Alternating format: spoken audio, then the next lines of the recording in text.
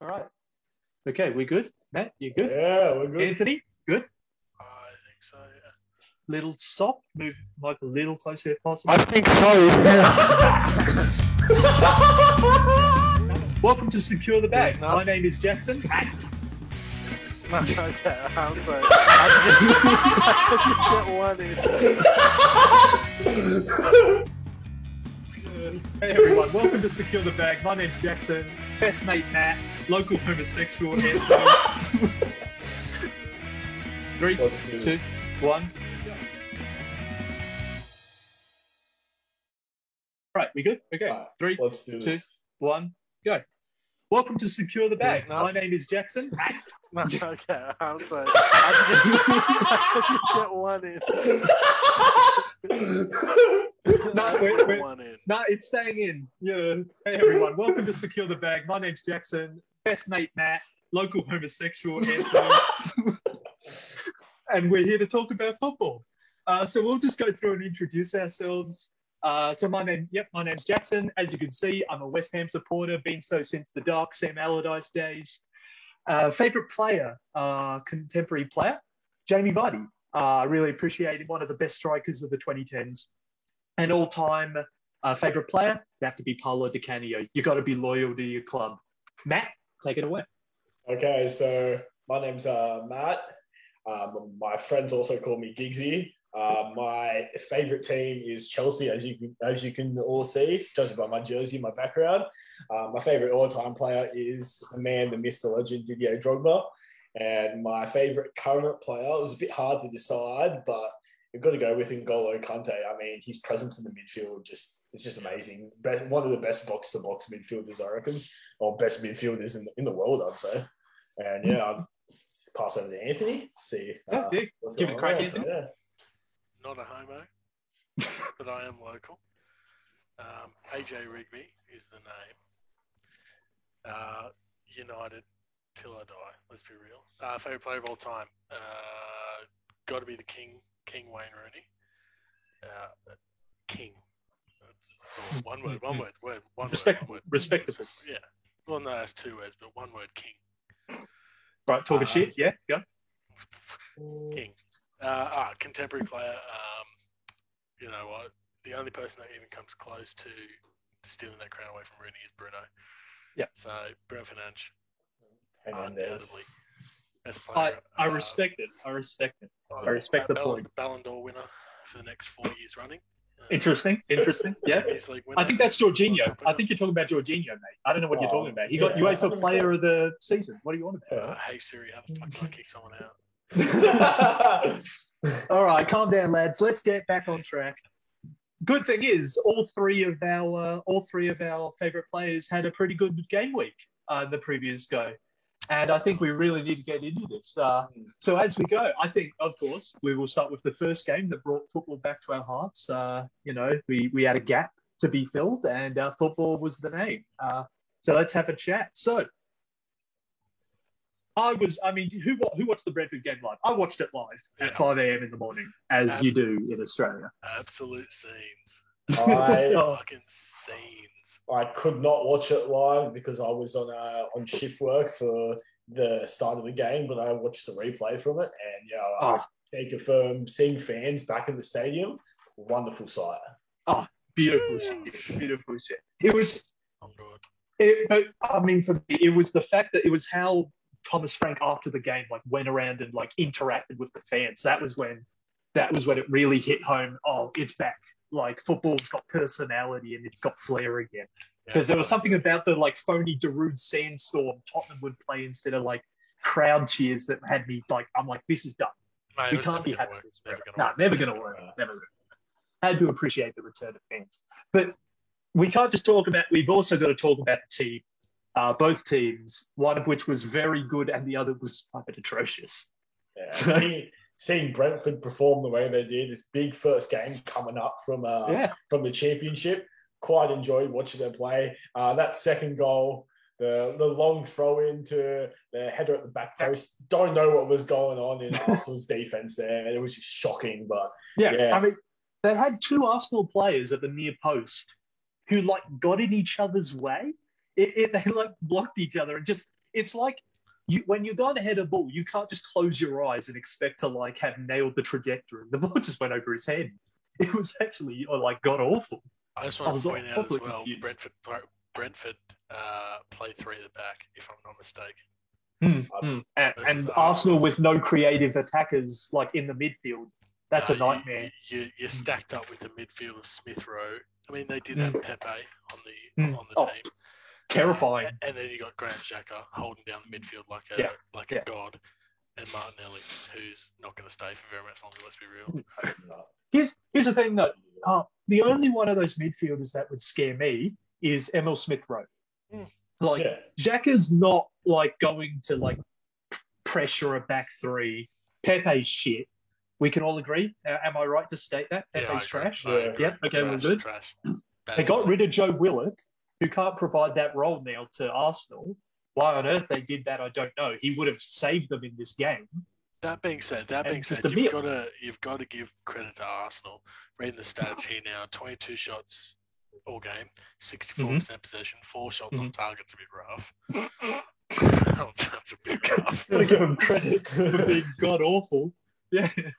But then they had nearly 300 more touches, 250 more passes than Brentford. It's just every part of their game lets them down. They had the possession, but I feel like they just didn't know what to do with it. Like they had attacking moments. There were moments where I thought Arsenal could score. It wasn't like they didn't exist in the game. They could have scored.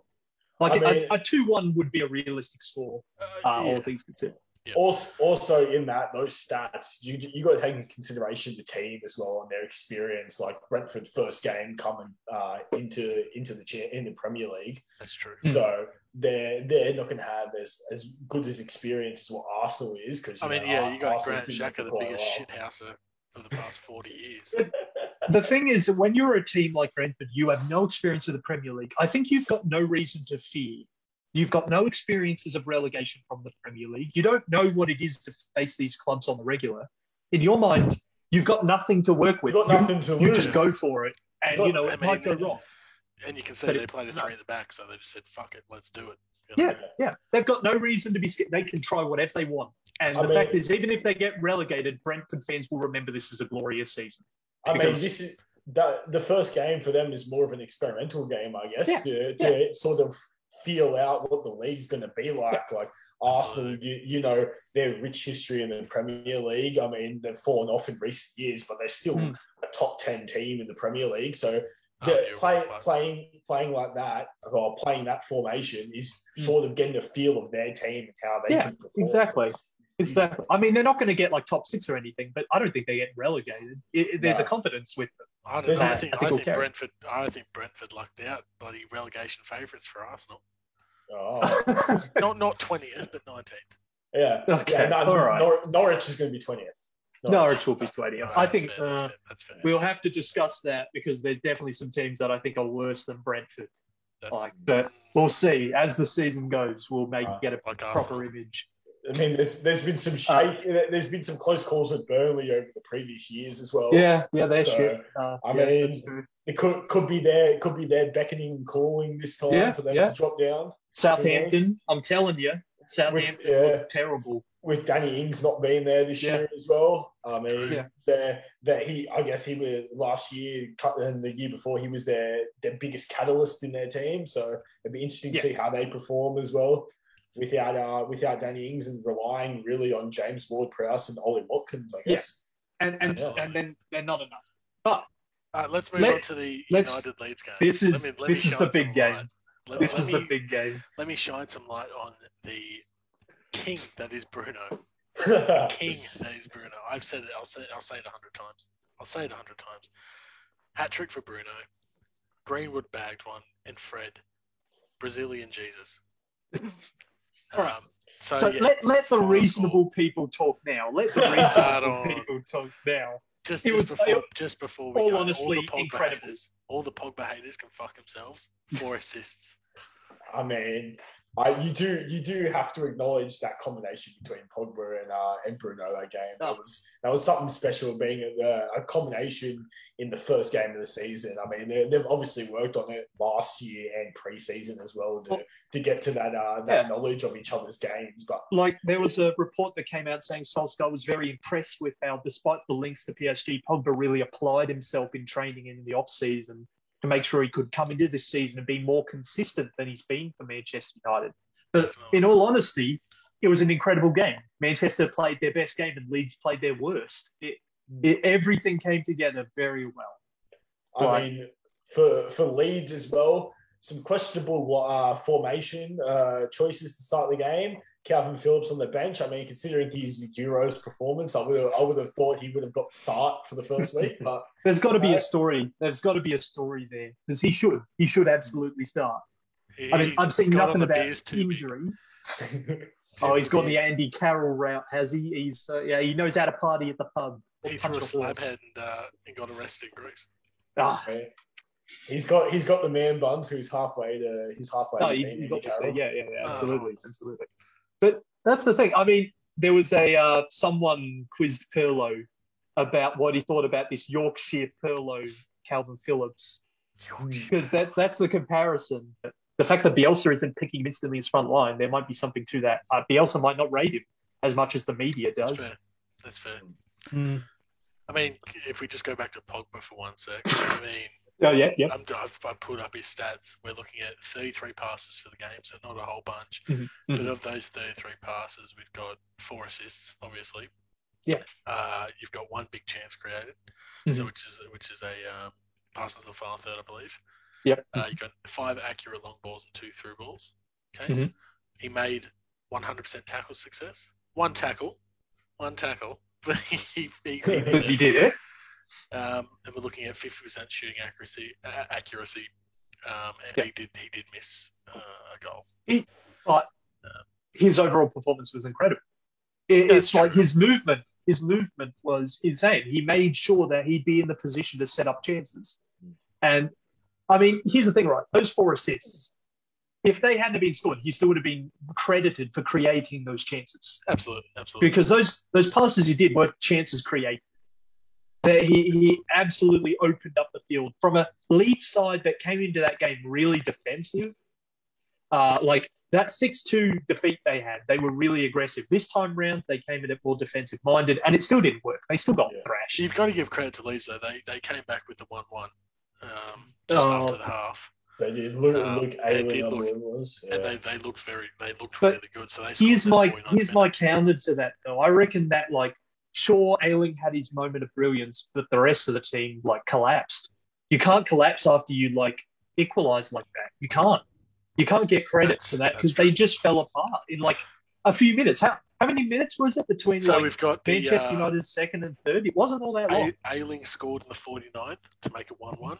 Yep. Greenwood 52, Bruno 54, Bruno 60, Fred 68. Yeah. And then a pretty quiet last 20 minutes. Within 15 minutes, they were out of the game. But in those last 20 minutes, that's when we made all our substitutions. Yeah. So you can't do that. When you equalise, you've got to come together. But could also be said, Pogba came off in the 75th minute. We didn't score a goal after that. But Sancho made his debut. That's worth noting. I think didn't really do much. It was again. He got 15 minutes. He came on the 75th. You were still concerned though. I told you we needed more time, but you were already ringing alarm bells. Oh, he will be the second coming of Jesus in Manchester. So, Jesus, there's a lot of Jesus figures around that club. That's just because isn't there meant to just be one at one time? Mate, they're good enough to have multiple. Honestly. Bruno. Just quickly, if we go back to Pogba's chance on goal, if I remember rightly, he was decently pressed by a Leeds defender. It was off his left foot, and he had a keeper coming out on him. So it wasn't the easiest of. It wasn't an easy goal. Not many people would have scored that. Yeah, exactly. Except Bruno probably would have scored it, but he's a freak. So shall we move on to Spurs or City? I think so. That sounds good. This game was, I'll be honest with you, me and Matt watched this live, and it was mostly a bore. Like, Man City didn't look all that dangerous. They had a couple chances, but the overall play was like similar to their Champions League final performance. It was, we're a bit scared of that Spurs back line. We're trying to get around them, but they keep blocking us out. And then Spurs just came at him with a decisive counter attack, and it was done. Bit of an odd starting 11. Man City's. Yeah, Man City's starting 11. Bit of a choice. I mean, you've got Walker, who came off pretty good Euros, but they do have Cancelo. John Stones on the bench as well. Yeah. De Bruyne and Zinchenko was on the bench as well. Yeah. So you would think the best back partnership of City would probably be Stones and Laporte. And their only striker in the club at the moment, Gabriel Jesus, was on the bench as well. Yeah, correct. I mean, they played Ferran Torres through the middle, I believe. I mean, and as well, so what I've heard is that, so Jack Grealish came into that game, and what I've heard is that they brought in Jack Grealish so they could make more of set pieces. But I didn't see anything that suggested they'd really put a lot of effort into building a tactic around set pieces. Yeah. It feels like they just said, well, if we've got him in our team, our set pieces will be better. No, you need to build that. You need to actually have a plan for set pieces, not just have a good set piece taker. I've pulled up his stats and we're looking at, I mean, obviously no assists, but 50 passes all game. Mm-hmm. So really pretty lackluster. 0 through balls, 0 accurate through balls, 0 big chances created. He had one cross. Mm-hmm. And then you say, well, he's not done well in the team play. He's not done well in the build-up. What about his attack? 3 shots on goal, 1 on target. Nothing, right? So what's that? 33% shot accuracy on target. Yeah. Other than that, no real big chances missed or anything like that. He obviously got yellow carded. Mm-hmm. Yep. I mean, pretty rightly so, yellow carded. And then you think, well, okay, so maybe he's picked up working defence. £100 million player. Surely maybe all right. He's not an attacking player. Let's put him in defence. 2 tackles.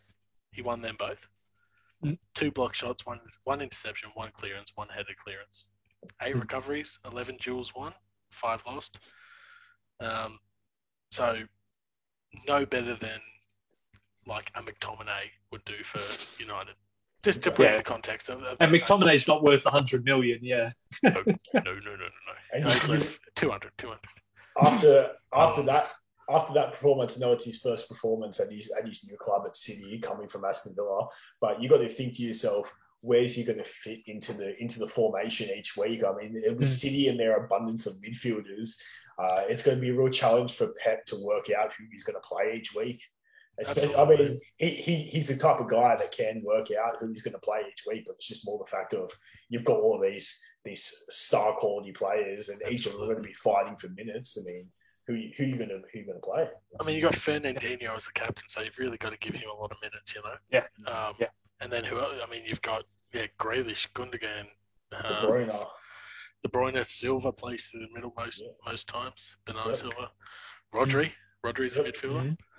So, but it's if I view it, so if I have Man City's 3, how I think about it is I think in that holding midfielder place, you're either playing Fernandinho and Rodri. And you are going to have to play Fernandinho because even in his old age, he's still better than Rodri. Yeah. I mean, it'll be an easy transition once he leaves. But he's better. He is still better. And I don't know why he didn't play in their Champions League final. They lost that game because they didn't play Fernandinho or Rodri. They weren't defensive enough, correct. No. Obviously, pending injury, you got to have Kevin De Bruyne in there. I mean, he's one of the top midfielders in the world. Yeah. And then, but this is the problem. We've got a third space, and for me, it's not even Grealish who should be in that space. No. He should. Silva offers more attacking. He offers more going forward. And in the no striker system that Pep seems to like to play last season, Gundogan would come ahead of Grealish as being important in that. Either of them, Bernardo Silva or Gundogan. And Grealish is never going to score as many goals for City as Bernardo has in a season. I think Bernardo has scored 13 goals for Man City in one season, being his record. Grealish isn't going to score 13 goals for Man City in the season. No. And I know we're going to touch on that a bit later, but I just want to bring it up quickly. Yeah. I mean, we're going to talk about Harry Kane leaving Spurs and the possible City transfer rumours. But you look at that City team and you say, well, do they need Harry Kane if they're no striker system in that weird false nine regista kind of role? Yep. Works for them, and they can play Ferran Torres.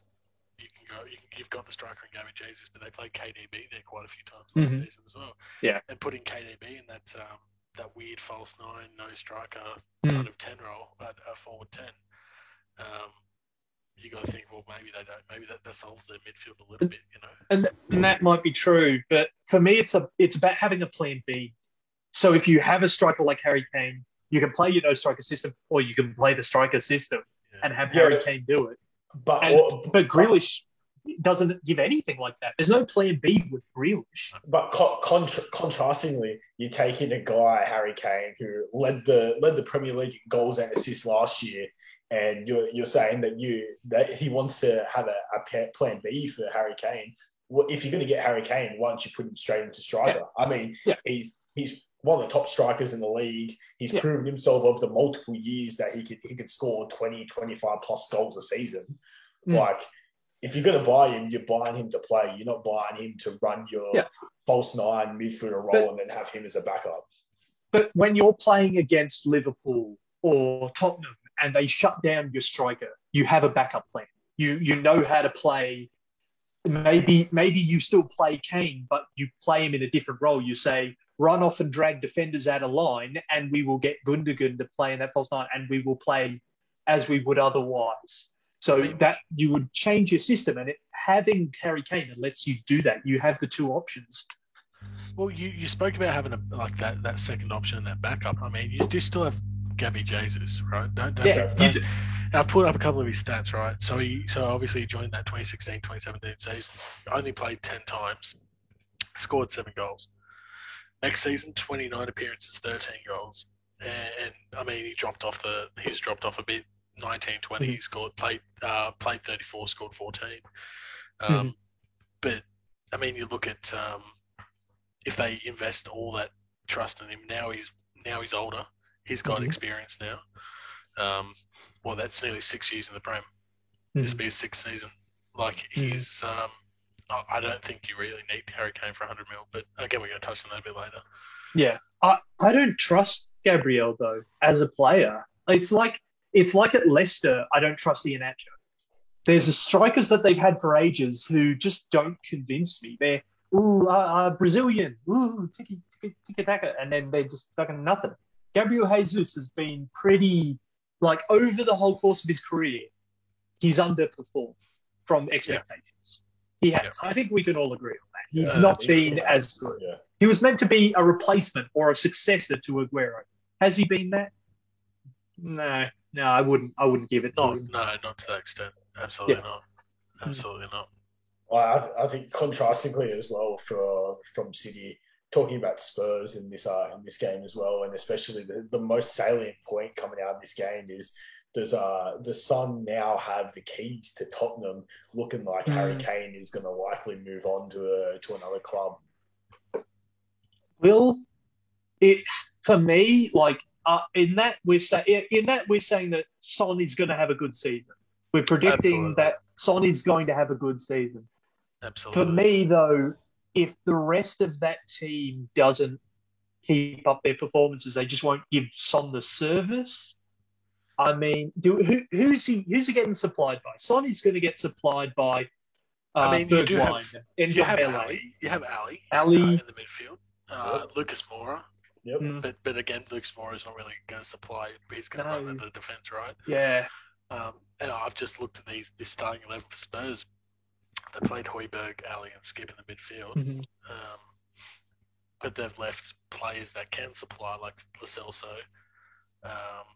on the bench. And I mean, I've always really rated Harry Winks for being a good box-to-box. But yeah, well, I mean, you've got Ali and you've got Lo Celso on the field at the same time. I think you've got plenty of supply up to Son. Yeah. And I then mean, it's about what system Nuno is going to play. Like, it'll take me maybe like 6 game weeks to begin to really understand the kind of football and the kind of system he sticks with. Because this could be an experiment. We don't know exactly what Nuno might pick.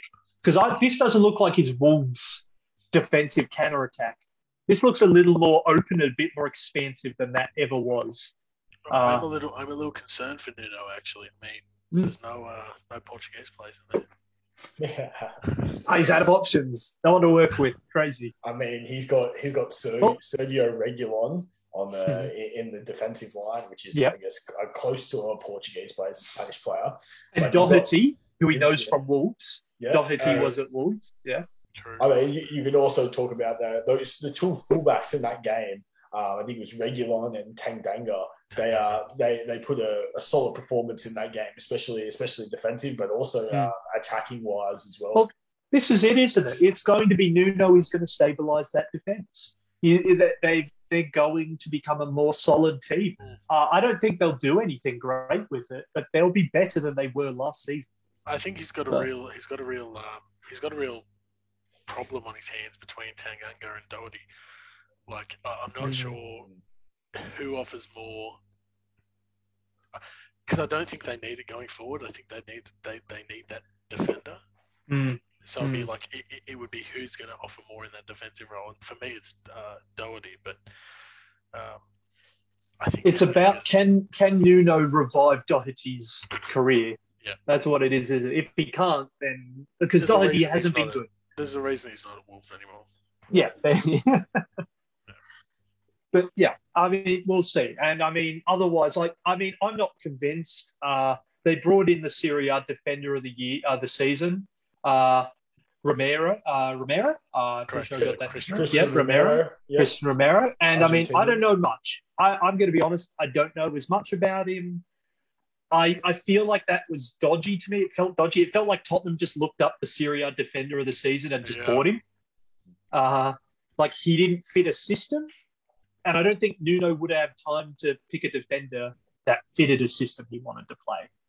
So you've got to think that Romero had a really good. I mean, he came off winning Copa America. Yep. So so that obviously adds to his value.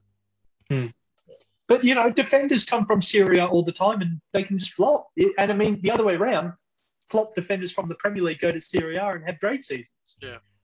They're two very different leagues for defenders. It can go totally wrong. It can go totally wrong. Can be said for attackers. And, I mean, look at Lukaku. So I mean, I just would have started with Timo Werner. I mean, we can have that conversation. We'll save that one. We'll have that chat. Maybe in another episode. Maybe. I don't think we have time in this episode to talk. All right. That's fine. I think we should quickly touch on the Newcastle West Ham game. Yeah. I also think it's a good idea. Jackson, dodging the combo. Oh, just a quick just to touch on the Spurs game as well. And we're going to talk about Harry Kane shortly, but you've got the young Dane Scarlett who started on the bench for him.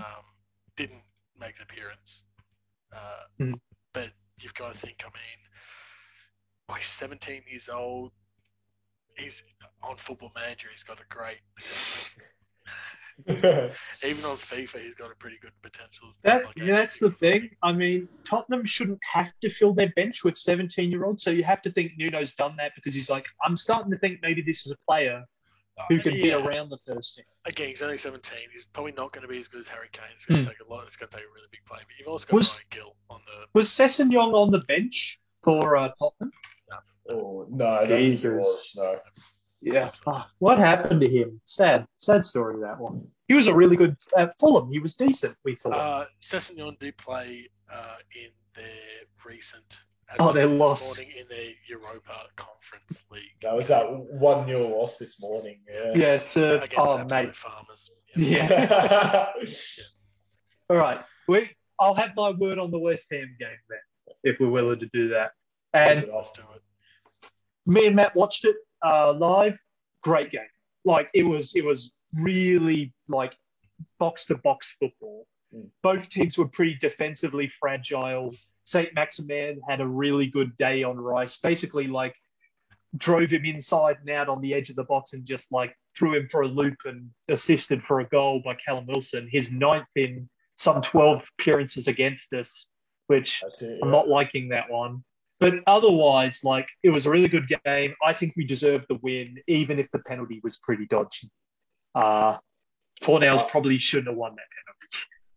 I did like the abundance of goals in this game as well. It was quite refreshing to see 6 goals scored in the game. I mean, we needed it because without those goals, we wouldn't have seen barely any in the Spurs-Man City game. We needed those goals. That was necessary. I mean, if I had to say like a West Ham player of that match, it's got to be Antonio. It's going to be Benrahma, who assisted one of Antonio's goals and scored himself. Yeah. So Antonio had a great game himself, even if he missed the pen. I think he redeemed himself. And Souček had a really good game. So I'll recommend Anthony switch Rice out of his FPL team and get Souček in there. One of us. I was quite banking on Souček and Antonio because we were desperate. We were screaming for it. Yeah, we were like, come on. We both have them in our fantasy Premier League teams, which we'll talk about more in our next part. But yeah, me and Jackson were both banking on them to play big that game, and they both produced pretty well. Yeah. As a West Ham supporter, I do want to get your opinion on something. Because I fucking hate West Ham. But Lanzini, right, touted to be like the best thing since sliced bread, right? This was back in 2016, 2017. Yeah. Has done fuck all. Like, you may as well play with 10 men when he's on the pitch. I pulled up some of his stats. He was on loan at West Ham in the 2015-2016 before becoming permanent. 6 goals in 26 games. Next season, 35 games, 8 goals. 27, 5, 10, 1, 24. He played 24 times in 2019-20 and scored nothing. It's got to be too, like, unfortunately for him, he had some major long-term injuries. Like, he never got a chance to really get a good run of games. He was always getting injured, couldn't really get a good fitness going. I mean, I love him because he scored our equaliser 3-3 against Tottenham. That was a glorious game. And he scored the equaliser for 3-3 in, like, injury time. Glorious. There'd be arguments for he's not a goal scorer. He's a creative midfielder. Yeah, but we're not even playing that as him now because we don't have enough defenders. We have him playing further back. We're telling him to get back more. 21 goals, 14 assists, and 139 appearances. Yeah. That's not fantastic. No, it's not good enough. It's not good enough. No, absolutely. 26%. I love him. Like, I love all West Ham players, but I mean, I thought we should have sold him in the window and got some money together. You'd bag 20 mil for him. Absolutely. I mean, you do see an exponentially decreasing trend with him in his performance, and I mean, it is a slight common trend with West Ham players. I mean, look at Dimitri Payet, his glorious season at West Ham, and he's fallen off the face of the earth. Hey, I'm telling you, you don't hear anything about him anymore. He had a like he played well last year. He got in the France squad. He was around the France squad. He was around the France squad. He was around. How he was projected in that season and how he was looking like he was going to play in the future from that season at West Ham.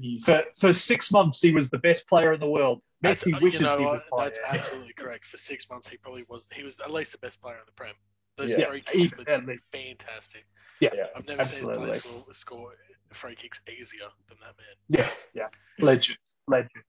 All right. I think I've said my word, though, on that. Like, I think if we could sell Lanzini and use the money to get Lingard, I'd do that in a heartbeat. I wouldn't even hesitate for that. I think I was going to say a swap deal, but we would never take Lanzini. No, that would be a weird one. Yeah. Fool you. The king of the Premier League. Jokes. All right. Well, I mean, before we move on, I just want to quickly say, not much really to talk about in the Chelsea game. It was a real stock standing game against Crystal Palace. I mean, nothing that we didn't expect as Chelsea fans to see. So, yeah, I thought I'd just add that in before we move on to our fantasy Premier League thoughts. So, you being away. Yeah. Oh, well, I mean, rough is the word I'm going to use to describe our fantasy because me and Matt I made the brilliant decision of having neither Fernandes or Salah in my team. So when both all had themselves like 20 points. Yeah. I went into panic mode. I had to do something about that. So I did have Salah in my team, but I made Jamie Vardy the captain of my team instead of Salah. This week. What a mess. All right, I mean, Vardy got a goal. Vardy got a goal, but not listen to how the best fantasy Premier League player stacked up his team. We had Martinez in goal. Pretty disappointing, I'm not going to lie. Sure, we play a 3-5-2 in this bitch, right? We have Shaw just coming off one of the best Euro performances I've seen ever. Shawberto Carlos. That's correct, my man. game. We had Trent Alexander-Arnold in the back as well. 6 points. Easy dub. What do you mean? You're not even top. Interesting. Go on. Interesting that Dallas is still in the midfield, and he played right back, I believe, for Leeds. Midfield is stacked, right? We've got Son, we've got Fernandes, we've got Salah, Captain Salah, obviously, no brainer, and we got Tony and Ings up top. 91 points in total. Highest points scored by any player this week, just for reference for everybody, 150. Okay, yeah. No, 150 in amongst the whole fantasy Premier League. Yeah. Average points of 69. LOL 69. And we're sitting at a cheeky 91 for this week for me. Standout player, obviously, Salah for me, captain him, 34 points. Should have had Bruno as my vice, so bit Devo, but that would be 40 points. You spent the whole time after the Manchester United game going, I fucked it up. I didn't put the captain and the vice captain the right way. Yeah. I fucked it up. It's true. You were so scared Salah was going to be a flop for that game. You were so scared. The only thing that Declan Rice is kind of worrying me. I mean, do I move to the smart thing? I think for me would be I've got Leicester Zamate on the bench for the defender. The smart thing I think for me is Rice, piece him off back to the bench and go fullback. But I'd love to hear Matt's team that he ran through and his thoughts on his week. Okay, so my final points for the week was 67. Below average, right? Below average. Just a bit below average. Is that the only thing that's below average? Or? Nah, you wish. It's a first time playing fantasy Premier League, so I was just trying to get used to it in the first week. So I had Mendy in goals, cheeky 6 points. He was also my vice captain. Had Livramento in the back with Alexander-Arnold, Dunk, and Cancelo. Then the midfield had Brownhill, Rafinha, Souček, Salah. Getting 17 points, the standout in my team. Then had Antonio and Vardy up front with Vardy being my captain. So yeah, it wasn't a good week for me, but I have made some changes to my team now, and I am now running a 3-5-2. So I still have Mendy in goal. He's still my vice captain. I've got Alexander-Arnold at the back with Joe Gomez and Cancelo now. Joe Gomez is good. Good shout. Correct. Yeah. Midfielders, I've got Mason Greenwood, Mason Mount, Souček, Salah being still my captain, and Umbueno from Brentford. Mason Green was a fantastic. Just sorry to cut. Good. Mason Green was a fantastic shout.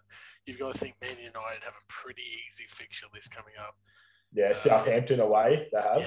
Yeah, I don't think Cavani's going to be playing those kind of games. I think you've done a number there. But continue, please. And I've kept my my attacking partnership with Vardy and Antonio. So that's my team for this coming week. Hopefully, I'll put in a better performance than last week. And I've sort of kept a theme now. I'm going to change my team name each week. So last week for game week 1, I was Obi-Wan Iwobi, and now this week I am Finding Timo. So now it's a bit relevant, isn't it? Those, to be fair. Yeah, it is. So yeah, I'd like to hear Jackson's thoughts of his team and his transfers for this week's fixtures. Oh, just to interject, no transfers from me. None. Yep. We're keeping Rice. Yep, fair enough. It was a rough week for me. Bad week. Yeah, I didn't get a single player that got over 10 points. I just had Vardy on 10, and that was it. I had Schmeichel in the back, who got me a solid 9 points. I then had Soufal, Alexander-Arnold, Maguire, and James. James didn't play. He came on off the bench. That was nothing. Maguire didn't get a clean sheet, so trash. Alexander-Arnold was the only defender who had a good game, and Sufal played not. He didn't get an assist, and that's what he's meant to be there for, to get assists and get me points that way. Midfield, again, El Ghazi was terrible. He got subbed off in the 65th minute and just didn't. I think he got subbed on for Leon Bailey, the young Jamaican kid who's meant to be pretty good. And then I had Tielemans, Mount, Souček, all of whom got me 6 to 8 points, and then Vardy and Saint Maximin up front. So Maximin could have been good, but he only got 1 assist, and I'm now convinced he's a terrible player. I'll have that discussion. And who was your captain and vice captain, Jackson? Sorry? I had Vardy as my captain and Schmeichel as my vice captain. Okay. Schmeichel didn't make as many saves, though. The points are in really making a lot of saves, and he didn't actually have all that much work to do against Wolves. Wolves were kind of points for you, though. Yeah, it's not bad for a goalkeeper, but I should do, if I had Salah or Fernandes, a captain there gives you 30 points. It's ridiculous. Yeah, it was 34 actually, just to be. Yeah. Oh, just to let me know. Oh, yeah, cheers, mate. Yeah. I doubt we're going to see that performance every week, so I doubt he's going to get 34 every week. No. Well, the reality was that I had to make drastic changes, and I had 73 points by the end of that week, and then shed off 20 for transfers. Yeah. To really shake things up. I think I shed off about 12 to 16. I don't remember the exact number somewhere there. I see you've put Lukaku on your bench as well. Well, I'm actually my plan is I'm actually going to play a 3-4-3 from now on. I'm going to have Schmeichel at the back in goals. I'm going to have Sufal, Alexander-Arnold, and Tsimikas as my back line. I'm then going to have Souček, Mount, Salah, and Tielemans. So I've left a couple because I think Mount and Tielemans will do well. I think they'll get me points. And then I'm going to have Lukaku, Vardy, and Adam Armstrong as my front three. He's not going to have a good game this one coming. So I'm thinking I might go to a 4-4-2 before the night's done and we hit the timeline. But I think Adam Armstrong is going to be the only one scoring goals for Southampton. So if there's points in Southampton, they'll be it. And he's also a cost saver. I had to get Lukaku in, and he's an expensive boy. Correct. Expensive boy. Does anybody looking at this 150-point team? I mean, he's got 150 points playing triple captain. Does anybody look at that and go? I haven't had a look at it. I only remember the one after the Brentford game where a dude fucking decided to captain Kanyos of all people. Oh yes, I remember that. I mean, his team isn't anything. It isn't too dissimilar to mine or Matt's, really. Yeah. I mean, Antonio and Richarlison up top. Richarlison could be a good shout for all of us maybe moving forward. Yep. Depending on the Everton fixtures, I mean, they've got some pretty tough fixtures. Yeah. If you're going to put any Everton player in your team, it's got to be an attacking player because they're not holding clean sheets. No, they're not. I think that's what Digne lets me down that way. But the next four. Yep, sorry. You go. Sorry, yeah, another standout Pereira at right back. Mm-hmm. Yeah, right back. Yeah, just looking at Everton's next few games, they've got Leeds this weekend, they've got Brighton, they've got Burnley, Aston Villa, and Norwich. So, some Everton teams. Yeah. So we should be looking at Everton players. I think that's a big takeaway. Yeah, they don't have the hardest run going in through the next couple of weeks, so it'd be interesting to see how they go. I think we should. I think Richarlison should be on everyone's team to be able to try and move forward. That's my little pick of the week. Mm-hmm. No, fair enough. I think for me, the big points for me is going to be if can Chelsea really demolish Arsenal? How is that going to go down? Is Arsenal going to hold a 2-1 loss, or is Chelsea going to run away with it? Is Lukaku going to debut in the Premier League with a goal? Is the thing, because that's the concern. Because I think Lukaku will start. I think that's the rumor that's sort of flying around. But, it's a tough stadium to play. No matter how bad Arsenal are, they seem to win a lot of big games at the home stadium. I was just about to say, you've got to look at Arsenal Man City's previous kind of meetings. I mean, back in December, they played Man City, wiped the floor with them 4-1. But don't forget that FA Cup semi-final where Arsenal beat them 2-0. Yeah. But you've got to really they pull out the guns for the Big Six. They do. All those big four teams, they really pull out the guns, and they sometimes come away with a result. It might not be a fantastic and very attractive result, but it's a result nonetheless. I mean, a win's a win, so it doesn't matter how you get it. As long as you get that W, you get that 3 points on the board for you. And I mean, like Jackson said, it's going to be interesting to see how this game unfolds. I mean, it's going to be live at 1:30 a.m. on the 23rd of August in Australia. So yeah, it'd be good to see. I'll be up. Yeah, I'll be up, lads. I'll be up watching it as well. It'd be good to see some fans inside the Emirates Stadium, and hopefully we see the Blues get away with a win. I think you've got to think Arsenal are probably going to just be playing for that draw. It is at home, right? That's kind of scummy. Yeah. But you've really got to think Arsenal are just going to play for that draw. I mean, they need to lock on either a 0-0 or a 1-1 or something. I think. Well, do we? If we had to give a score prediction for that game, what are we giving it? Because I mean, I'm leaning with Anthony. I think Arsenal will go for the draw, and I think a 1-1 is a pretty reasonable result. At least it's something Arsenal would take. Yeah, I agree. I think 1-1 is probably my official prediction. I'm gonna differentiate between you boys. I'm gonna go 2-1 Chelsea win, just because I reckon that Arsenal back line isn't set properly for this season. I don't think they're the strongest lineup, and I mean, Timo Werner, he's missed quite a few goals last season, open in front of the sticks. But we've got some other offensive threats. I mean, Lukaku coming in, he can hopefully bag a goal in his debut. But I mean, you've got Pulisic, you've got Kai Havertz, you've got Mason Mount, you've got all these guys that can press. You've got our wings, our fullbacks that can press as well. It'd be good to see if Trevor Chalobah gets a start to this week as well, considering his good performance in the Super Cup and last week. Mm-hmm. I mean, I agreed with most of what you said, but then you start listing threatening, dangerous players Mason Mount, and you included Kai Havertz in that list of all people. I mean, interesting choice, mate. He's come up with goals where we need it. I mean, he was our only goals. Yeah, he's Chelsea's equivalent to Fernando Torres back in 2010. He scored the goal that matters that won us the Champions League. Yeah, but that doesn't. We means really just compared Kai Havertz to Fernando Torres. Kick him out. Yeah, this is unacceptable. And the kick button is there. You'll ever do. You're out. And that's the last appearance of special guest Matt. Give him a warm goodbye. Absolutely special. Very special. Wow. Let's move on to another. Let's do our match predictions for game week 2. All right. So let's move on. Let's go through the proper. Yeah.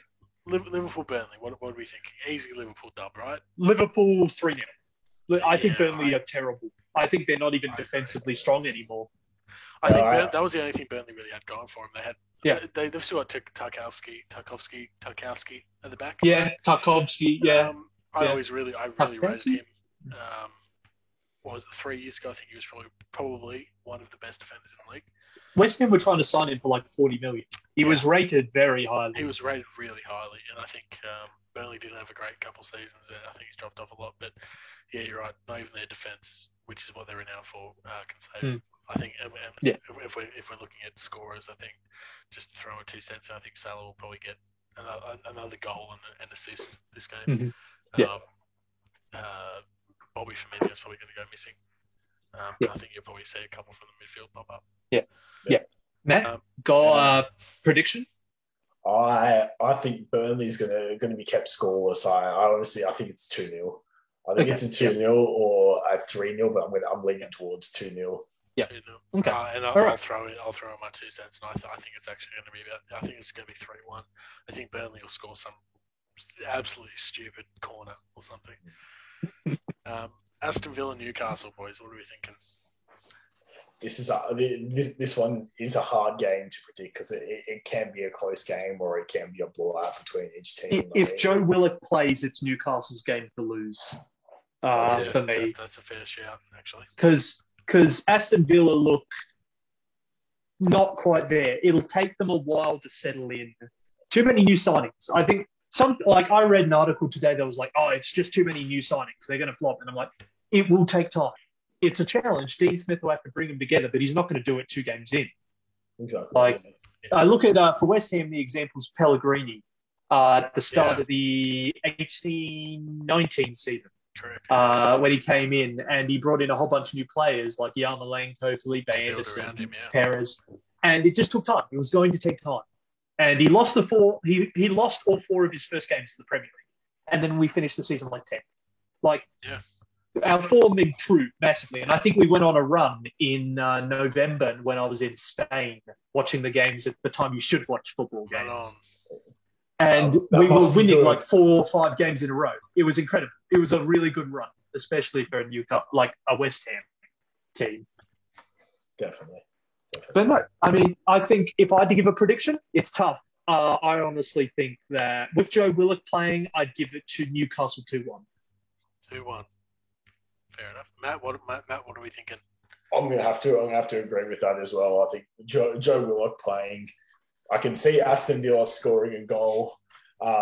If Ollie Watkins is playing, he can produce some opportunities. You rate him. Yeah, you rate him. I like Ollie Watkins.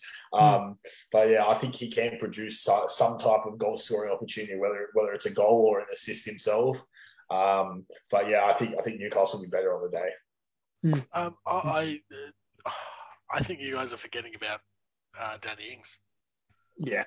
I think they paid so much money. They paid upwards of 30 mil for Danny Ings, and they're going to use him to the full 30 mil. That's true, but how many successful striker signings really happened? But you look at the Newcastle defence, and they're pretty shaky. I mean, I will say, I say 2-1 Newcastle, and that is giving Danny Ings scores a goal. I think, I could say he scores it, but I think that team isn't good enough right now as a cohesive unit. He can perform, but the rest of the team might let him down. I think Aston Villa's going to do okay. I think Rice will probably have a better game this week. You're expecting Rice to have a good game, crazy. Not Rice. That's not what I was thinking about Grealish. I was thinking about Grealish and Rice. I always link them together, but no. What did he say? Grealish going to have a good game. Yeah, we just Grealish discussed the man's 100 million plus. No. I was trying to bring up Ings again. All right, look, I'm a few beers deep. Okay. I think it's going to be 2-2. I think it's going to be a draw. I think Danny Ings is probably going to score 1, and they might get a penalty. I think Newcastle appreciate his back. Yeah. I'm not too sure who's on Aston Villa's penalties, but I think Ings will probably score 1. Villa will get a penalty. In Newcastle, I think St. Maximin's going to have a pretty good game. Yeah. St. Maximin will probably get a goal and maybe an assist or 2. Oh, don't overrate him. Don't overrate him. I'm not. He's a subpar player. Aston Villa at the back aren't very good. That's it. They're not fantastic. Look, they're okay, but they're not fantastic defense. I think St. Maximin's probably. I think St. Maximin's probably good. He's quick enough to be able to get behind. That's it. Yeah, that's my thoughts exactly. Yeah. For me, he's only going to drag defenders away because I saw his shooting in the West Ham game, and he's awful. He was so bad. I don't think his job is to. I think his job is to score. I think it's more to get in behind and get that team. Yeah, exactly. It's about dragging the position out. Yeah, exactly. I agree with that. So I can think agree. If you look at that, where was it? 4-2 against West Ham. You've got Callum Wilson. That's it. Yeah. So I think as soon as St. Maximin breaks down that, so I can see it now, mate. I can see it now. It'll go from Woodman at the back. He'll ping it up to John Joe Shelvey up to Maximin. Maximin's going to run like 30 yards forward. Ping it over to Callum Wilson with a low cross, and that'll be your goal. So, final prediction then? 2-2. 2-2. All right. Next game then, Matt. What else have we got on our plate for this coming game week? Crystal Palace versus Brentford. Now, this one. Boo! Yeah, look, we don't really have much experience watching Brentford in the Premier League. I mean, I don't know how much you guys have watched the Championships. I watched them play a couple of games down there, but them against Crystal Palace. Palace aren't the best team in the league either. So, 1-0 Brentford just because Patrick Vieira is terrible. I'll just go with that. I reckon it's going to end in either a 0-0 or a 1-1 draw. But I'm just for the sake of for the podcast, I'm going to say it's a 1-1 draw because they're both look like leaky defenses. I mean, Brentford against Arsenal. Arsenal didn't really. They pressed. They had some good chances at goal. Crystal Palace do have some good pacey players that can get in and around their defense. So I think Crystal Palace will score. I think Brentford will score, but I think that's it. I think they'll just end on the draw. Really. Giving Brentford a pretty bad run there. I think Arsenal had 60% possession. Yeah, that's true. They tested them. They tested the Brentford defense. Yeah. That is true. A fucking massive game, mate. Massive game. He's going to score 5 goals. But we've seen them play against Arsenal, but we haven't seen them play against Crystal Palace yet. Crystal Palace is a completely different dynamic to Arsenal. They're just going to ping it forward and hope for the best.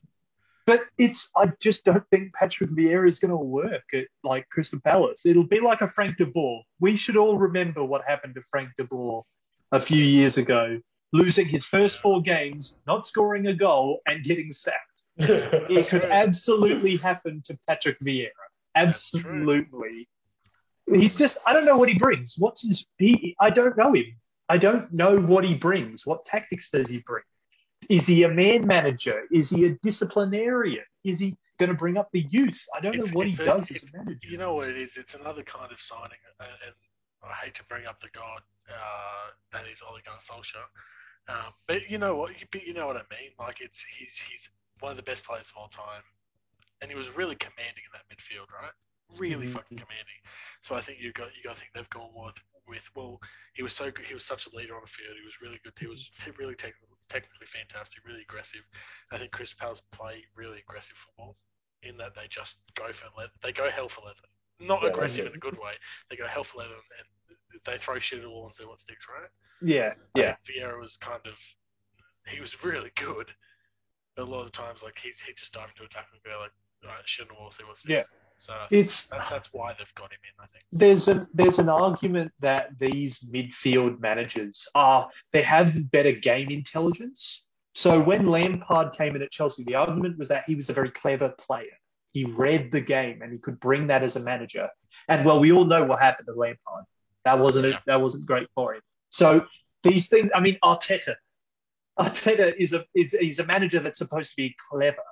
He was a clever player, and he's meant to be clever because he got tutored by Guardiola. I don't see it either. So it's a hit or miss, really. Honestly, Solskjaer could have easily gone that way. And I don't even think he's a tactician. He's a motivator. Solskjaer seems to make these players want to play well, I think, more than anything. I think he's a socially intelligent rather than a tactician. Yeah, I agree. I think that's a really good assessment, actually. So, Matt, what's your prediction, mate? Like I said before, I believe it's just 1-1 draw. 1-0 Brentford. 1-0 Brentford. Yeah. I'm going to go for a 1-1 draw as well. I think it's going to be a bloody boring game.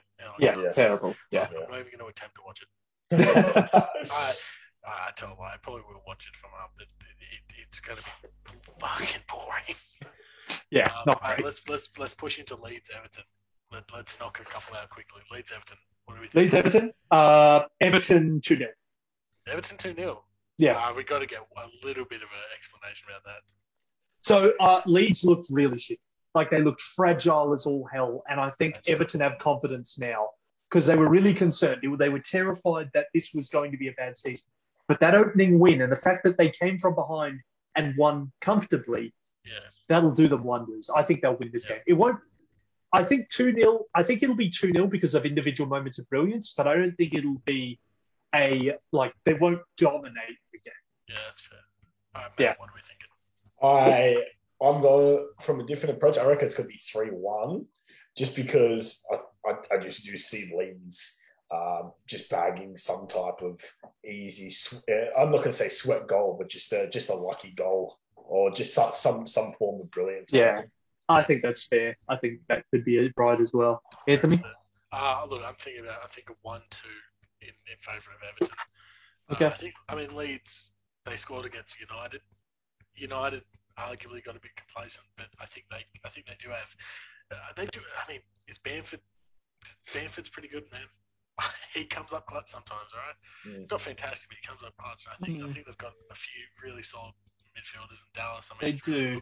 Dallas looked fantastic right back, despite conceding 5 goals. Looked really, really creative. But I think Everton will probably clutch up. 2-1. Yeah. 2-1. All right. Easy enough. Next. What else is on our City and Norwich is the next one. Oh well, we can just. I think this is going to be rough. That'll be a rough game.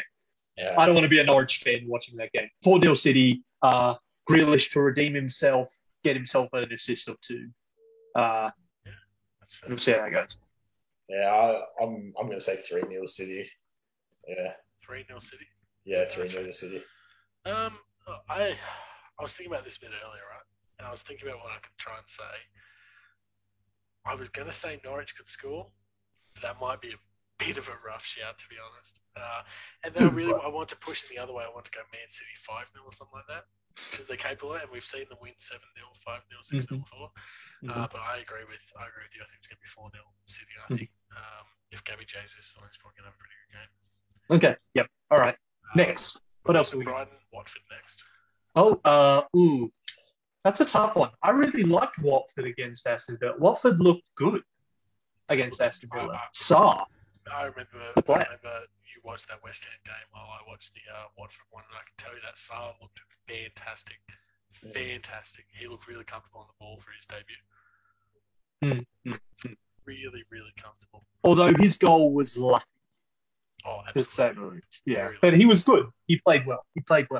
I looked at the highlights and the extended highlights, and he looked really good in that game. I said debut. I didn't mean debut. Sorry.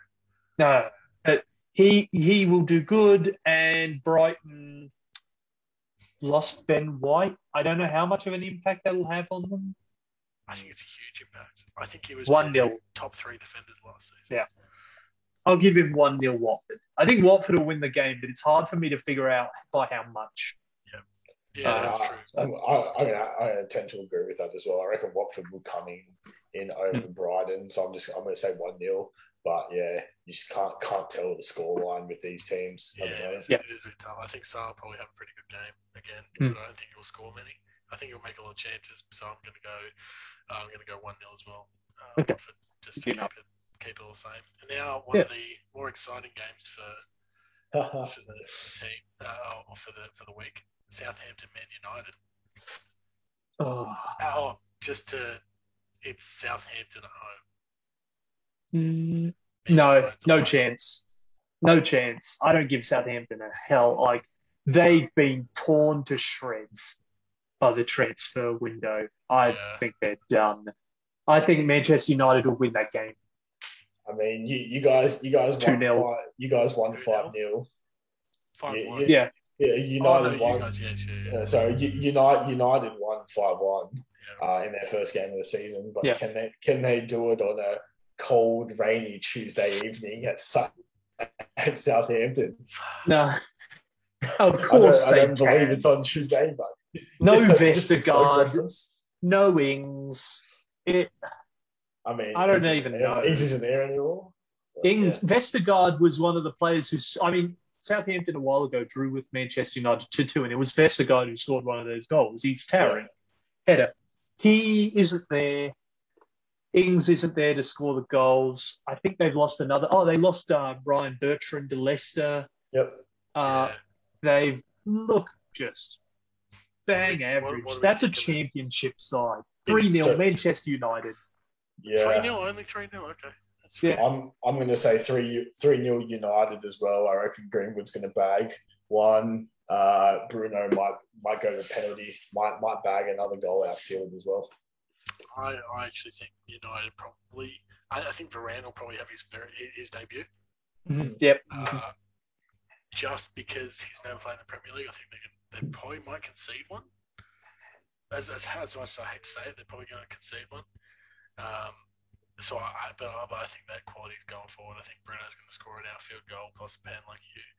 I think Greenwood's going to. I think Sancho's finally going to get on the score sheet. Finally, I say it after 15 minutes. 15 minutes. Far out. Sancho will probably get on the score sheet if he starts. I think if he as a sub, he's not very versatile as a sub.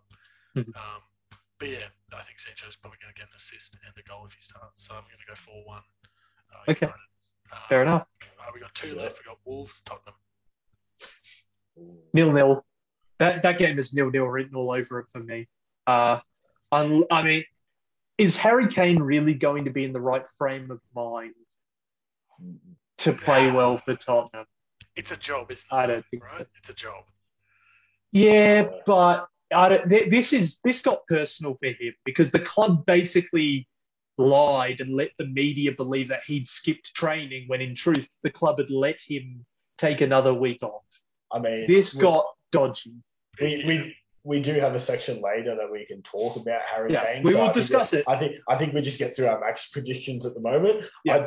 I do think Tottenham will score, so I do think it'll be 1-0 to Tottenham. I reckon just the brilliance of Son. He's gonna he creates opportunities. He scores goals. I reckon he'll get something in there. I actually think it's going to be I think it's going to be 3-0 to Tottenham. I think Son will probably get on, and maybe if Harry Kane's starting, I think Harry Kane scores 2 against Wolves. Okay, all right. I mean, yeah, it's all really dependent on if Harry Kane starts or even if he's in the lineup for this week. Yeah, if Harry Kane doesn't start, I think. I'll caveat Tottenham should beat Wolves, but I think the circumstances give Wolves good odds to sneak away with a draw for me. I think the Wolves of old used to be able to say they had a really good defence under Nuno, but probably not anymore, right? Yeah. I think the whole Portuguese thing's over, so they had pretty shit Euros. So I'm going to go, 3-0. Let's see how we go. All right, and after that, what was our last match? The last one is our West Ham versus Leicester. There we go. I'm scared of this one, I'll be honest. Because we did the double over Leicester last season. We seem to have them figured out. But you can't... I mean, Newcastle did the double over West Ham last season, and look what happened. And we beat them. So those things change quick. I think it's going to be a draw. I think it's going to be 2-2. I don't think anyone's keeping a clean sheet. And I think that Vardy will score, and I think Antonio will score. That's a good shout. So I think it's going to be a high-scoring game. I mean, we've seen Leicester and West Ham draw 2-2 before. Me and Matt have watched that game before a couple of seasons ago.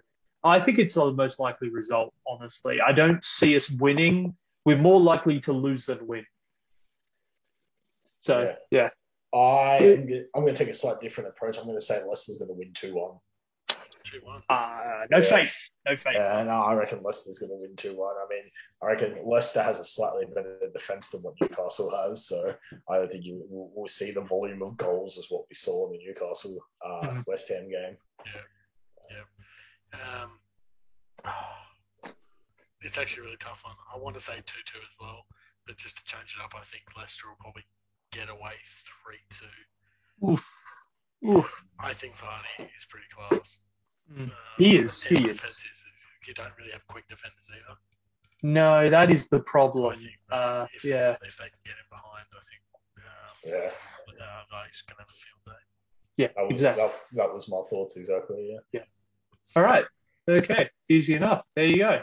All right, then. So do we want to get onto the specific issue chats? Because I know we've got some things we want to have a chat about. Yeah, we've got a couple we can touch on. So I believe the first one we can go into just a quick chat about the Euros that have finished up about a month and a half ago. So the backstory for this one is that me and Matt wanted to get this done straight after the Euro final, and it just didn't happen. Yeah, it's a shame, but we watched it live. We really wanted to have a chat about it. We just had some clashing schedules, so we couldn't actually get any of it done until this point in time. But yeah, we just want to have a quick chat about the Euros. All in all, it seemed to be good Euros. There were some teams, some surprising teams. There were some shocking teams as well. I mean, Germany thought they were going to go further into the competition. Nah, I'm all right, thanks. Yeah, I thought they were going to go further into the competition is what they were. And yeah, I mean, seeing as a proud Italian, seeing the Italy boys lift that trophy and being undefeated as well. I mean, it's just good sight for me. I mean, you mentioned Germany though, but that even wasn't that wasn't even the biggest upset of the tournament. It was Xhaka getting to walk away from like Pogba and Varane having fights in the locker room because they couldn't beat a bunch of Swiss in penalties. That's it. That's it. I mean, Swiss in penalties. That was a big one. As well as that, I mean, the Czech team, they put on some good performances there with Sheik and Souček. They really played well. Had a good time. So that's the thing. There's two good West Ham players in that team. Souček and Soufal are both in that team, and I'm telling you, they had a really good Euros. It was good stuff. I think Belgium had a pretty. I mean, I know that they lost to the final. I know they lost to Italy in the quarters, but I think Belgium looked a bit shaky that whole tournament. To be honest, I mean, I'm actually looking back at their games now. Round 16, 1-0. And then they were out there, but they didn't win by huge margins as the Belgians typically do. No, it wasn't the best Belgium lineup that they got put out to the Euros as well. I agree. Is it still Martinez? Is Martinez still manager for the Belgium national team? I will tell you right now, mate. I think it's still Martinez, and I think he should have been sacked. It is a long time ago. Yeah, you're right. Yeah, disgraceful that he's still in that job because they should have won one of these tournaments. And the fact they haven't is ridiculous. I think, and I know they were touted as the best team, and then they were ranked as the best team in the world for no reason other than being Belgium. But I think, they had a really, really disappointing. I tipped them to win.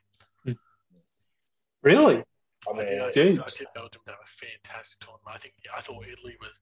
I know they had that huge unbeaten streak, but I couldn't see Italy going very far against teams like Belgium and France. And I thought France would have it much better. So, I mean, I backed Italy from the start, but when I saw our quarterfinal draw round, a 16 quarterfinal semi-final draw, I thought to myself, it's going to be a tough road to get to the finals. But I knew if anyone could do it, it was these boys. You know, missing out on the last World Cup, we had to redeem ourselves somewhere. So no, it's fair enough. That's true. I'm trying to, and I wonder. I did wonder about whether Belgium was more of a disappointment or the Netherlands were. I really tipped Netherlands to have a fantastic tournament. I watched a lot of their qualifiers.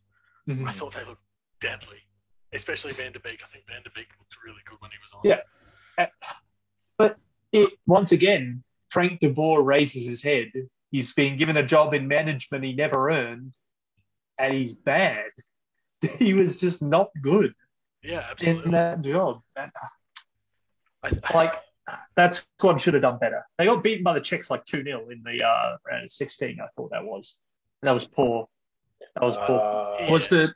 No, was that right? It was the round of 16, yes. Yeah, yes. Okay, it was round of 16. Netherlands had a red card during that game as well. Delict, the 55th minute. Yeah. Patrick Schick with a... That doesn't help, but yeah. I really loved watching Spain this Euros. Mm-hmm. Loved them. I think Pedri was fantastic. I think Pedri is probably the best thing to happen to Spain. He's fantastic, honestly. He will be if he stays on the same trajectory as he's on now. I think it's easy to see him being as good as Messi.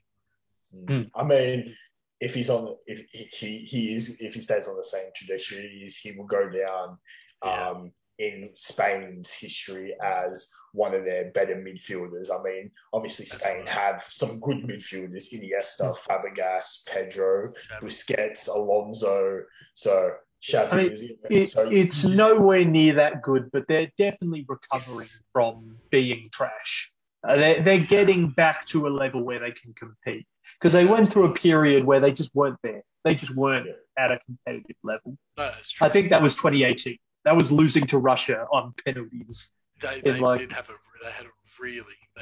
rough. I think they don't have a good striker at an international level, at least. I think that's their problem. They don't have. I think they gave a chance to Asensio, the Real Madrid player, to have a crack. Yeah, they also gave it to Dani Olmo, who plays up there quite a bit. I know, obviously got Morata. Trash. Absolute trash. Yeah, not doing great. Yeah, not great. Yeah. Ferran Torres. So they've got good players, but not great players. It's an inferior squad to what it used to be. Absolutely true. But like what you were talking about before, Jackson.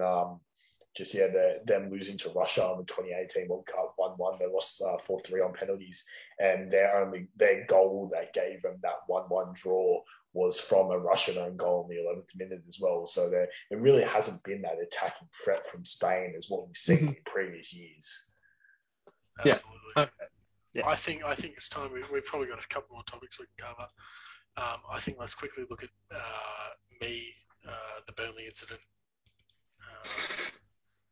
Yeah, Jackson, would you like to share some light on that? Because you seem to be. I mean, I can happily discuss the me incident. I noticed this today, just sort of scouting around for topics, and I linked Matt to it. And what I just found is that Sky Sports seemed to bring together all the worst kind of people in football.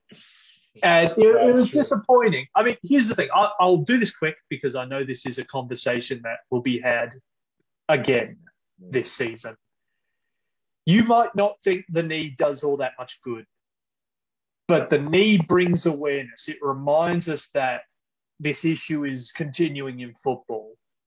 And if you're going against the knee, you're probably the problem that the knee is about. The knee is about proving that people like you exist, honestly, the people who boo the kneel, because there's no reason to. I mean, you can argue and go, well, it's not most efficient, but the knee isn't trying to end world hunger. It's just about reminding us that the issue exists. And I don't think that's something to boo about, unless you don't want it to be reminded. It's been a long-standing problem for a while as well. I mean, we've seen numerous cases in multiple sports about racial inequality and racism to athletes, to coaches, to teams even. And it's just something that is always been there. But I think this kneeling movement is something to try and mitigate it, and it is a good thing for these teams, these players to get involved in. And like in the wise words of Santan Dave in his performance at the Brits, the Live Brit Awards, I mean, the people say you should be happy with the least racist, but the least racist is still racist in my view. So it's not going to stop until everyone has an equal and fair opportunity. Yeah. And I mean, you might have heard of an incident that occurred a little bit ago. I think it was at the Arsenal-Brentford game. And I think it was Ian Wright and Roy Keane at the game. No, it might have been the Leeds-Manchester United game. It was one of the two. So it was one of those two games. And they got some abuse from the fans. And here's how it went down. So I think Roy got some flack about being Irish, some pretty English-style chat. You know, it happens. And then Ian Wright was noticing that how Ian Wright put it is that they were just mouthing it, but I know what they were saying. They know what they were saying to me. And I think you can imply that what they were saying was not acceptable. Yeah, and if it had been, they could get perma-banned from the stadium for saying that out loud. And they're cowards because they know that would happen. They're just mouthing. That was an unacceptable incident. Yeah, it was just it was at the Leicester game, just to correct you. So Leicester game. I've just got the news article up here. Ian Wright is slamming their Leicester fans for anti-Irish abuse of Roy Keane. So that's not good for the sport, but no. But this is what happens when we bring the fans back to football. We have to recognise that some of the fans cannot be tolerated, unfortunately. And you know what? Permabans, absolutely. Yeah. I think it should happen. Any West Ham fan that does shit like that, permaban. No hesitation in my mind. It extends. It's extended for quite a while as well. I mean, you even look at just to bring it up again, the Euro finals. Rashford, Sancho, and Saka missing those penalties. The amount of abuse they caught for that was absolutely ridiculous for guys that are 19, 20, 21, putting their hands up to take penalties in some of the biggest moments of their career. Yeah, exactly. Ridiculous. At that time, Gareth Southgate's just got he's backing his players. They're going out there and they're doing the best they can. They don't deserve that type of response. Yeah, I didn't appreciate it, and I think a lot of England fans sort of. The good thing about this tournament was that we went from that England vocal minority that used to go unchallenged. That didn't go unchallenged this season. You had a lot of people come out and say that's unacceptable. Yeah. Like, I know the West Ham groups that I'm a part of on Facebook, you had, like, there was strong support for those lads. They were coming out and they were saying, we're not doing that. We're going to support these lads. We're going to tell them to try again, and we're going to go win the World Cup this year. And you know what? I hope they do, because I think that I saw a maturity from England that I haven't seen before, and I thought they gave it a good go in the final. They did. And you know what? Italy have done it, and that was a beautiful story. But I'd like England to go and finally get themselves another international trophy.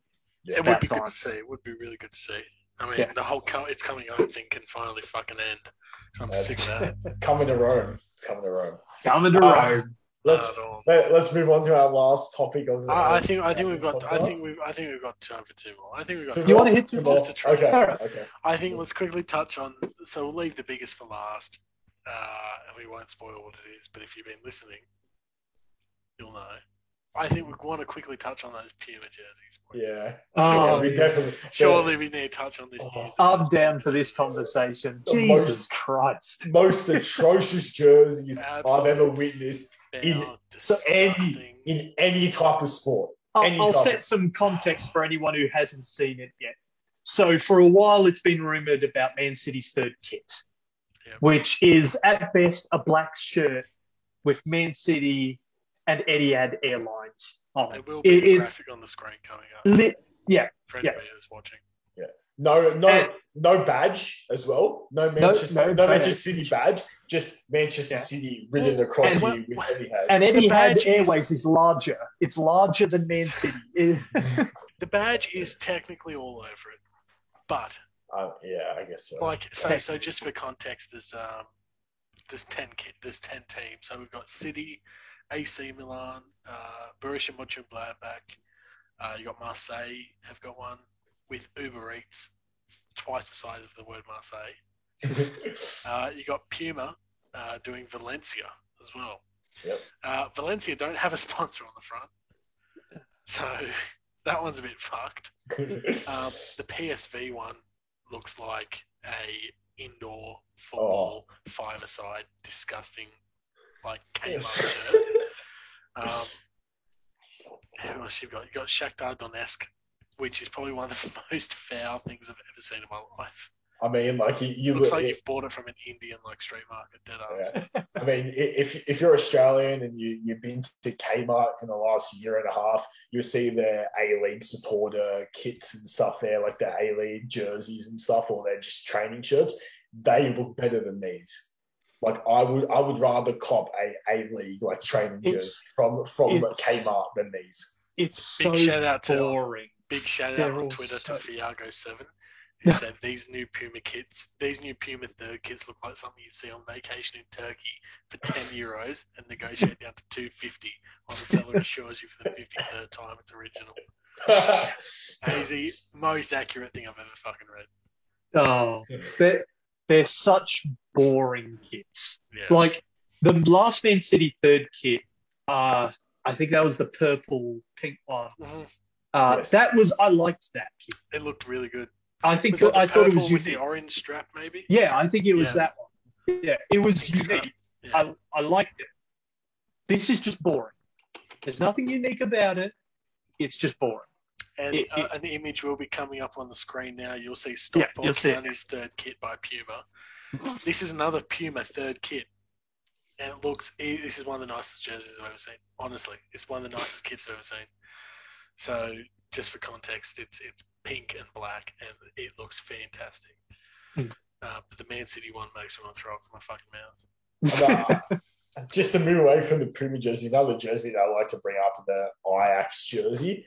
with some reference to Bob Marley as well. Oh, the Adidas, the Adidas stripes being beautiful. You'll see it on screen. Yeah.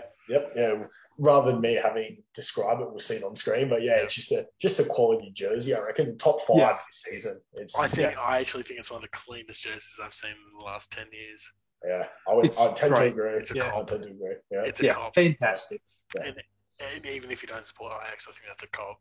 That is like London nightclub. That's a cop.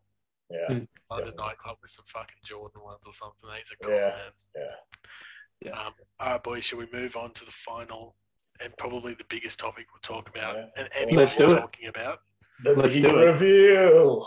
So the thing on everybody's mind is Harry Kane. Will he leave Spurs at all?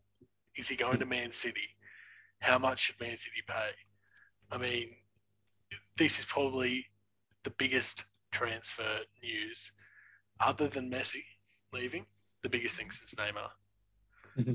So, who wants to start? Matt, do you want to take us away? I do see Harry Kane leaving the Spurs. I don't know if he will leave this season, but I do see him in the near future leaving the Spurs. In terms of what team he goes to, I don't know if he's going to go to City or not. I mean, like we said previously in the podcast, they can have Harry Kane play there and then have that sort of false 9 midfielder backup formation that they play now as sort of like a fallback method in case like the defenders end up breaking down Harry Kane or find a way to contain him.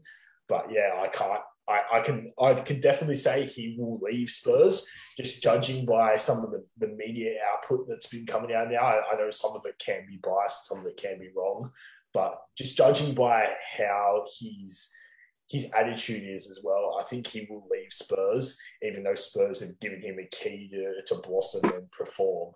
But to what team? I can't say at the moment. I mean, surely Man City. Come on, man. City will throw a fair bit of money at him, like they did Grealish. I mean, I sort of have a theory that Pep is he's buying the best players around him, so he can have his assets on that team and sort of draw away from the other contending teams. Like that is one theory that I have thought about and have heard a little bit about. But I can't say when he will leave, but yes, Harry Kane to City. Yeah. Okay. Do you want to take us away with your opinions, mate? I'm split on this one. Like, I did read some good articles that compared this situation with how Gareth Bale was forced to like get himself out of Tottenham. It was the same thing. Daniel Levy, he's one of the best negotiators, one of the toughest negotiators. Like, there was one transfer where I got to read an interview with someone on the other end of a transfer with Daniel Levy, and he was like, I was looking at like the total transfer fee, and Daniel Levy had deducted from the total transfer fee the cost of like 5 jerseys. And he was like, Jesus Christ, this man is like about saving every penny. Yeah. He will just drain Man City and get what he wants. Because once Kane was stupid enough, once Kane's stupid enough to not have a release clause, and his brother's his agent, his brother has no idea what he's doing. He just played into Daniel Levy's hands, and Daniel Levy can do whatever he wants with him now. He can keep him or he can sell him. He can do what he wants. And he's going to be there till he's 31 at the rate of that contract. So you think he's going nowhere? I think he won't go anywhere this transfer window. I don't think Man City will go all the way up to 150 million. I think that Kane will eventually leave, but he's going to have to fight longer than it'll happen next year. I don't think it's happening this year. It's too soon. I mean, I don't even think West Ham will get a signing across the round until the deadline. Like, Kane's not happening until then. So, Anthony, finish us up. What are your thoughts? It's a really tough one, right? Yeah.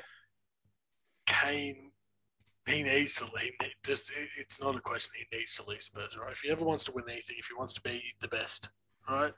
Because right now you've got the argument between of the best strikers in the world. Really, you've only got 3 or 4 players that you can even put in that bracket.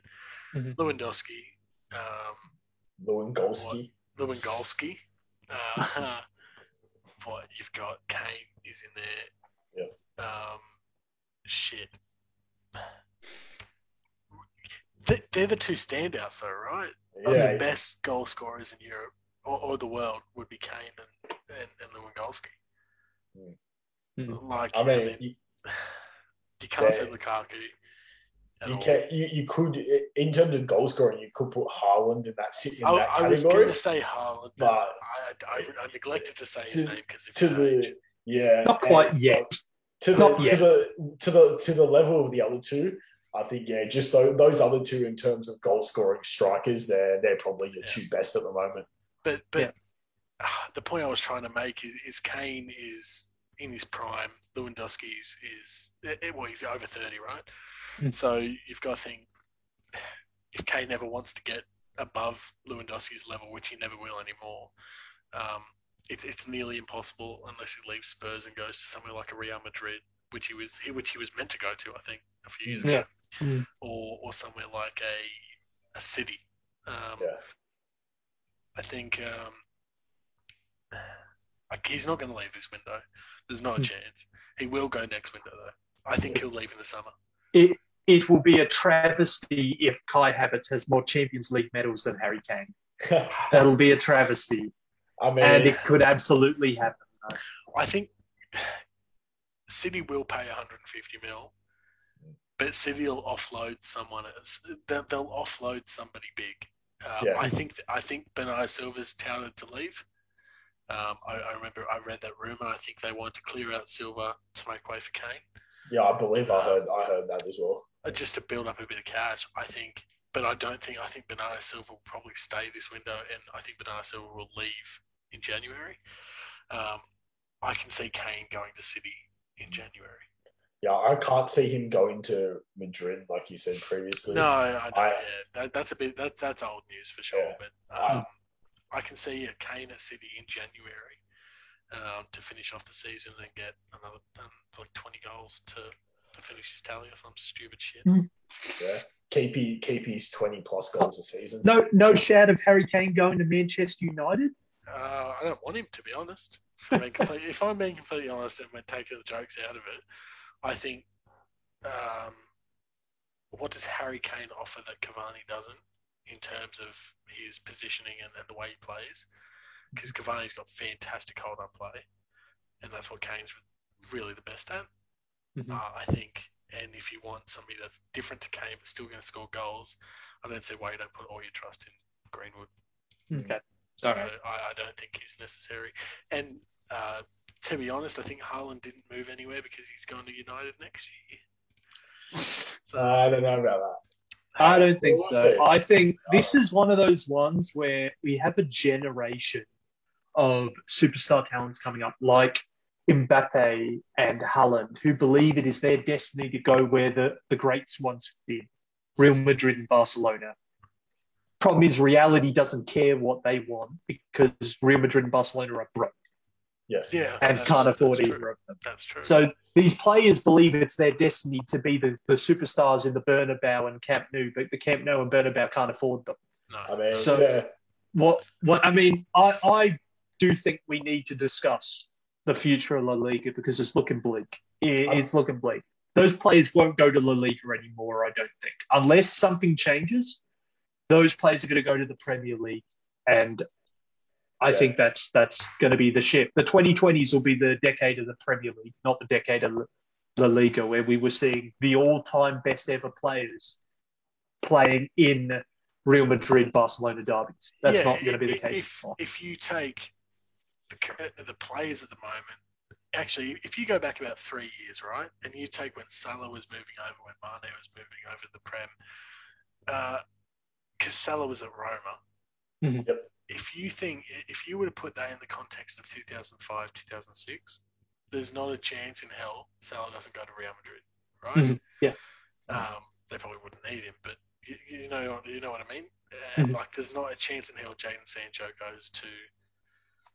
Sancho's a bit different because of the English thing, but I mean, yeah, you've got a point. If you were to remove this 10, 15 years ago, Everyone. Do you remember after winning the Premier League and even the Champions League, like Real Madrid and Barcelona were sniffing around players like Mane and Salah? Yeah. That was the rumours that they would they would upgrade to that level, but that level doesn't exist anymore. There's an upgrade that makes sense. There's always going to be those rumours around, though, with each player, just because of the status of both the Real Madrid and Barcelona teams.